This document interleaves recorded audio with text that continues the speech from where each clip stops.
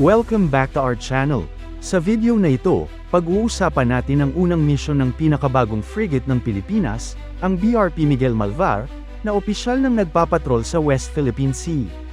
Ang ruta nito, sa mismong baybayin ng Zambales. Pero teka, may twist, isang Chinese vessel ang namataan, 10 nautical miles lang mula sa joint patrol ng Pilipinas at Amerika. Ano ang ibig sabihin nito? Tara at alamin. Pero bago tayo magsimula, tandaan natin na ang matatag na Pilipinas ay hindi lang nabubuo sa lakas militar, kundi sa maayos na pamahalaan, paglaban sa korupsyon, pagtanggi sa political fanaticism, at paglaban sa maling impormasyon. Noong May 20, 2025, formal na kinomisyon ang BRP Miguel Malvar, FF-06, isang bagong gawang frigate ng Philippine Navy. Hindi second-hand, hindi refurbished, kundi brand new, gawa para sa modernong naval warfare. Kahapon, ginampanan na nito ang kanyang unang opisyal na maritime patrol mission sa West Philippine Sea. At saan mismo ang ruta?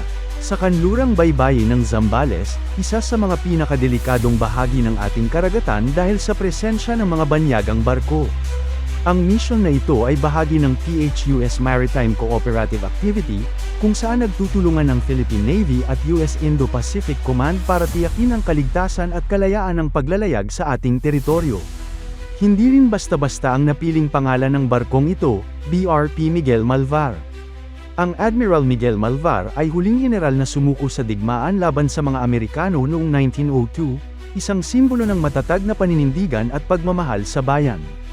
Ang pagkakapangalan sa kanya ng isang bagong frigate ay may malalim na kahulugan. Na kahit moderno ang teknolohiya, dapat ay may puso pa rin ng isang revolusyonaryo, handa sa anumang hamon para sa bayan. Ngayon, bakit mahalagang strategic point ang baybayin ng Zambales? Una, malapit ito sa Scarborough Shoal o Panatag Shoal, isa sa pinaka-contested na bahagi ng West Philippine Sea. Pangalawa, ito ay isang natural access point patungong Luzon mainland, kaya mahalaga itong bantayan. Ayon sa maritime analysts, kung gugustuhin ng isang foreign power na magkaroon ng real-time surveillance o launchpad ng electronic warfare, ang Zambales Coast ay isang logical choice. Kaya hindi na rin nakapagtataka kung bakit laging may Chinese vessel na nagbabantay sa area kahit walang imbitasyon. Isa pang dapat tandaan, habang tayo ay nagpapalakas, hindi tayo nag-iisa. Ang US, Australia, Japan, at maging South Korea ay patuloy na nakikipag-ugnayan sa Pilipinas pagdating sa maritime security.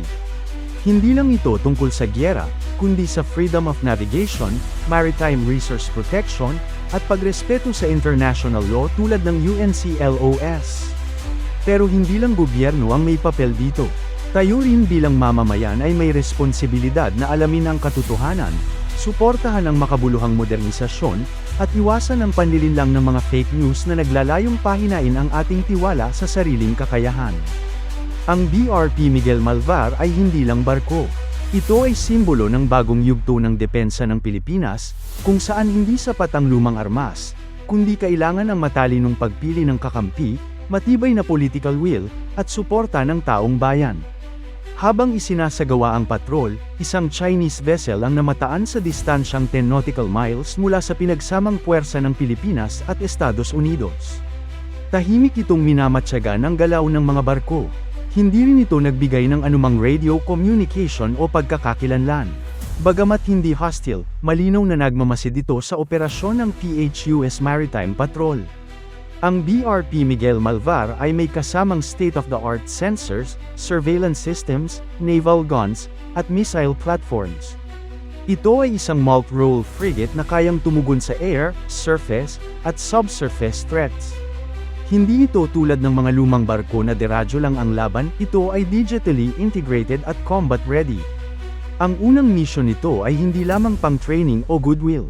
Ito ay isang real-world patrol mission sa lugar kung saan matagal nang may tensyon sa pagitan ng Pilipinas at China, lalo na sa mga karagatang malapit sa Panatag Shoal, na malapit sa Zambales.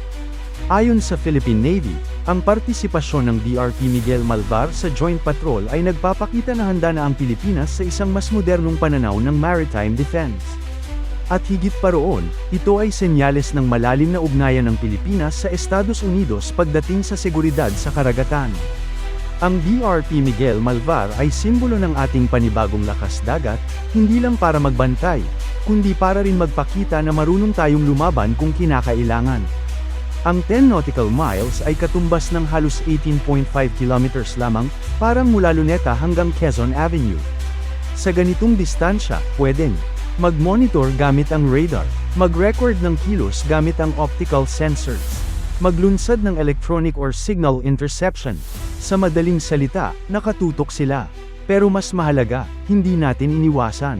Ang BRP Miguel Malvar ay bahagi ng serye ng mga bagong barko na darating sa ilalim ng AFP Modernization Program Horizon 2. Ilan sa mga inaasahang assets: isa pang sister ship ng Malvar-class frigates, 6 na offshore patrol vessels, at 2 landing platform dock. Bukod sa West Philippine Sea deployment, mahalaga ring tandaan na ang BRP Miguel Malvar ay magiging bahagi ng mas malawak na regional naval presence ng Pilipinas. Plano ng Philippine Navy na gamitin ang ganitong klaseng barko para sa rotational patrols, hindi lang sa WPS kundi pati sa Philippine Rice at Sulu Celebes Sea, mga lugar na madalas rin may presensya ng foreign vessels at smuggling activities. Sa ganitong paraan, hindi lang natin pinoprotektahan ang ating exclusive economic zone, kundi nagbibigay din tayo ng kumpiyansa sa mga lokal na mangingisda na matagal nang iniiwasan ang karagatang pag-aari natin dahil sa takot sa harassment. Ayon sa mga defense analysts, ang pagpapakita ng mga bagong warship sa mga sensitive areas ay strategic move, diplomatic pero matibay. Hindi ito nangangahulugan ng direktang sagupaan, pero malinaw na mensahe ito sa mga banyagang puwersa, hindi na ito ang Pilipinas na tahimik lang. May kakayahan na tayong sumagot. At hindi lang ito military matter. Ang ganitong hakbang ay may epekto rin sa ekonomiya at soberanya ng bansa. Kapag ligtas ang karagatan, mas maraming mangingisda ang makakabalik sa laot, mas ligtas ang mga international commercial routes, at mas buo ang respeto ng ibang bansa sa atin bilang maritime nation. Dagdag pa rito, inaasahan ding magiging training platform ang BRP Miguel Malvar para sa susunod na henerasyon ng mga Pilipinong Navy officers at sailors na hindi lang bihasa sa teknolohiya, kundi may disiplina at tapang para harapin ang mga hamon ng bagong panahon. Lahat ng ito ay para sa layuning magkaroon tayo ng isang credible and autonomous defense force, lalo na sa harap ng patuloy na panggigipit sa West Philippine Sea. Ikaw, kaibigan, anong masasabi mo sa unang deployment ng BRP Miguel Malvar sa Zambales Coast? Tama lang bang iposte agad ito sa mga tension zones gaya ng Panatag Shoal? At dapat bang maging mas aggressive pa ang modernisasyon ng Navy? Comment nyo lang sa baba, babasahin namin yan. Kung gusto mo ng ganitong klaseng content, taglish, informative, at makabayan, don't forget to like, subscribe, at i-click ang notification bell para updated ka sa lahat ng defense update sa Pilipinas. Maraming salamat sa panunood, mga kabayan. Dito lang yan sa PH Malaya, Usapang Depensa, Usapang Makabayan.